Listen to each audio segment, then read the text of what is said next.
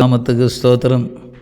ஆண்டவராகிய இயேசு கிறிஸ்துவின் சகல சேனைகளுக்காக ஸ்தோத்திரம், ஸ்தானாபதிகளுக்காக ஸ்தோத்திரம், உக்கரானக்காரர்களுக்காக ஸ்தோத்திரம், பரிசுத்தவான்களுக்காக ஸ்தோத்திரம், கர்த்தருடைய ஊழியர்களுக்காக ஸ்தோத்திரம், ஊழியக்காரிகளுக்காக ஸ்தோத்திரம். பரலோக பிதாவினுடைய சேனை ஆண்டவராகிய இயேசு கிறிஸ்துவை தளபதியாக வைத்து இந்த பூமியில் உலாவிக் கொண்டிருக்கிற தேவனுடைய சேனைகளுக்கு ஸ்தோத்திரம். சிப்பாய்களுக்கு முழங்காலிட்டு ஜெபிக்கிற சிப்பாய்களுக்கு ஸ்தோத்திரம். அங்குமங்கும் ஓடி தங்களுடைய ஜீவனையும் பாராமல் ஓடிக்கொண்டிருக்கிற சேனை தளபதியின் சிப்பாய்களுக்கு ஸ்தோத்திரம், ஸ்தோத்திரம், ஸ்தோத்திரங்கள். கர்த்தருக்கு ஸ்தோத்திரம். ஒவ்வொருவருக்காக கர்த்தருக்கு ஸ்தோத்திரம். கர்த்தர் தாமே இந்த வார்த்தைகளை ஆசீர்வதித்து இதனுடைய சுவையை உங்களுக்கு தர வேண்டும் என்று நான் ஜெபிக்கிறேன். இதில் இருக்கிற சுவையை உங்களுக்கு தர வேண்டும் என்று ஜெபிக்கிறேன். கர்த்தருக்கு ஸ்தோத்திரம். கர்த்தர் சொல்கிறார், இங்கே பார்த்தீங்கன்னா கர்த்தருக்கு ஸ்தோத்திரம். பரிசுத்தவான்கள் அல்லையில் பைபிள் வச்சுன்னு போவாங்க. அல்லையில் பைபிள் வைத்து கொண்டு போவாங்க. அந்த நாட்களில் பார்த்திங்கன்னா இப்போ கொஞ்சம் குறைவாக தெரியுது. ஆனால் அது அவங்க ஏன் அல்லையில் வச்சு கொண்டு போனாங்க? அவங்க தெரிஞ்சு செஞ்சாங்களா இல்லை தெரியாமல் செஞ்சாங்களா? இதுக்கும் வேதத்துக்கும் என்ன ஒரு ஒரு ஒரு இணைப்பு, ஒரு சம்பந்தம் இருக்குது அப்படின்னு சொல்லிட்டு நம்ம பார்க்கலாம். வேதத்துக்கும் இவங்க அல்லையில் பைபிள் வச்சுருக்கிறதுக்கும் ஒரு சம்பந்தம், தொடர்பு இருக்குது. அது என்னன்னு நம்ம பார்க்கலாம். இங்கே ஆதியாகமம் 2வது அதிகாரத்தில் ஒரு பாட்டு கூட பாடுவார் பாருங்கள். உள்ளமெல்லாம் உருகுதையா உந்தன் அன்பை நினைக்கையிலே, தன்னாலே கண்ணு கலங்குது, கர்த்தாவே உம்மை நினைக்குது, தன்னாலே கண்ணு கலங்குது, கர்த்தாவே உம்மை நினைக்குது, இந்த தெள்ளு பூச்சிக்கும் நல்ல வாழ்க்கையை தந்தீரே, என்னை நல்லவனாக்கி அல்லையில் வைத்து கொண்டீரே, இந்த தெள்ளு பூச்சிக்கும் நல்ல வாழ்க்கையை தந்தீரே, என்னை நல்லவனாக்கி அல்லையில் வைத்து கொண்டீரே. அந்த அல்லையில் வைத்துக்கிறது போல் இந்த பைபிள் எப்படி அல்லையில் இருக்குதோ அதே போல் கர்த்தருக்கு ஸ்தோத்திரம். நம்மை தேவன் சபையை, மனவாட்டியாக சபையை அல்லையில் வைத்து கொண்டிருக்கிறார். கர்த்தருக்கு ஸ்தோத்திரம். இங்கே ஆதியாகமம் 2வது அதிகாரம் 22வது வசனத்திலிருந்து வாசிக்கலாம். 21லிருந்து. அப்பொழுது தேவனாகிய கர்த்தர் ஆதாமுக்கு அயர்ந்த நித்திரை வரப்பண்ணினார். அவன் நித்திரை அடைந்தான். அவன் விலா எலும்புகளில் ஒன்றை எடுத்து அந்த இடத்தை சதையினால் அடைத்தார்.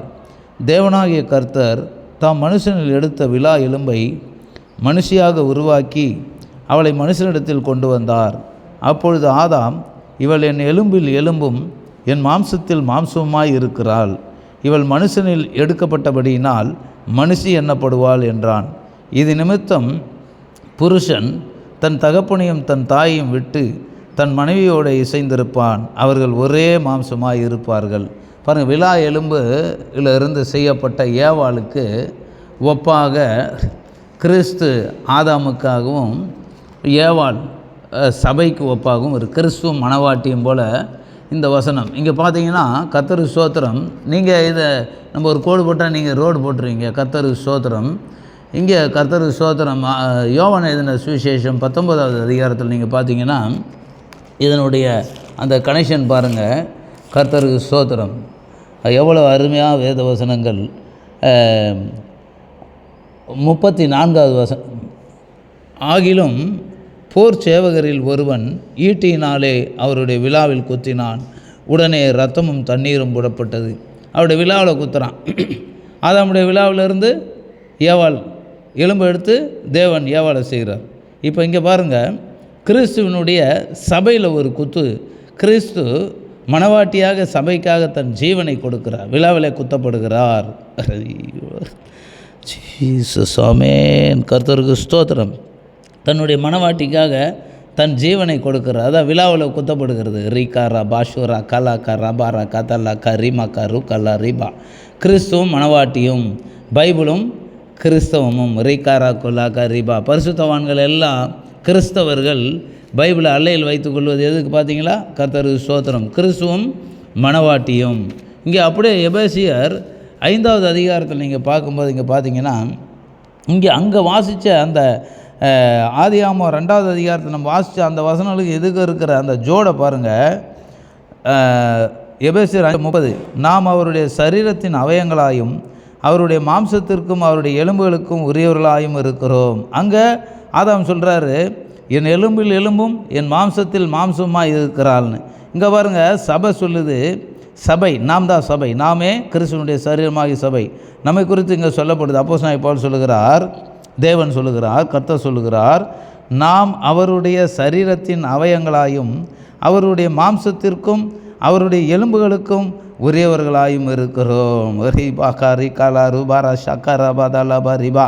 இப்போ கிறிஸ்துவும் மனையாட்டிய சபையும் ஒன்றோட ஒன்று எப்படி பாருங்கள், எலும்பு மாம்சம் எல்லாம் கிறிஸ்துக்குரியதாக இருக்குது. நாம் அவருடைய சரீரத்தின் அவயங்களாயும் அவருடைய மாம்சத்திற்கும் அவருடைய எலும்புகளுக்கும் உரியவர்களாயும் இருக்கிறோம் என்று சொல்லப்படுது. கிறிஸ்துவோடு எப்படி இணைந்து கணவனும் மனைவியும் போல, ஆதாம் ஏவாளை போல. இங்கே பாருங்கள், இது நிமித்தம் 31 வசனம், மனுஷன் தன் தகப்பனையும் தன் தாயையும் விட்டு தன் மனைவியுடன் இசைந்து இருவரும் ஒரே மாம்சமாக இருப்பார்கள். பாருங்கள், அந்த வசனம் வந்துருச்சா? ஆதியாகமம் 2வது அதிகாரத்தில் நம்ம வாசித்தா அதே வசனம் இங்கே வந்துருச்சு பாருங்கள். இந்த ரகசியம் பெரியது, நான் கிறிஸ்துவை பற்றியும் சபையை பற்றியும் சொல்லுகிறேன். ரிகா ரபா ஷாக்கா ரபா. கிறிஸ்துவும் சபையும், கிறிஸ்தவனும் சபையும், கிறிஸ்தவர்களும் சபையும். ரிகா ரபா ஷாக்கா ரபா தலா கரிமா கரிபா. நம்ம பழைய பரிசுத்தவான்கள், நம்முடைய முற்பிதாக்கள், மூத்தவர்கள் எல்லாம் அல்லையில் பைபிளை வைத்து கொண்டு போனதனுடைய ரகசியம் பார்த்திங்கன்னா எவ்வளோ சுவையாக இருக்கும். கிறிஸ்துவும் மனவாட்டியாக சபையும் ஒன்றோடு ஒன்று அந்த அளவுக்கு பின்னி பிணைக்கப்பட்ட உறவு. கணவனும் மனைவியும் போல ஒன்றோடு ஒன்று இணைக்கப்பட்ட உறவு. கர்த்தருக்கு ஸ்தோத்திரம். நிறைய பேசிக்கொண்டே போகலாம். இதுக்கு மேலே இந்த வீடியோவில் எனக்கு போடவும் தெரியாது, இதை அப்லோடும் ஆக மாட்டேது, லேட் ஆகுது. அதனால் நான் இதோடு முடித்து கொள்கிறேன்.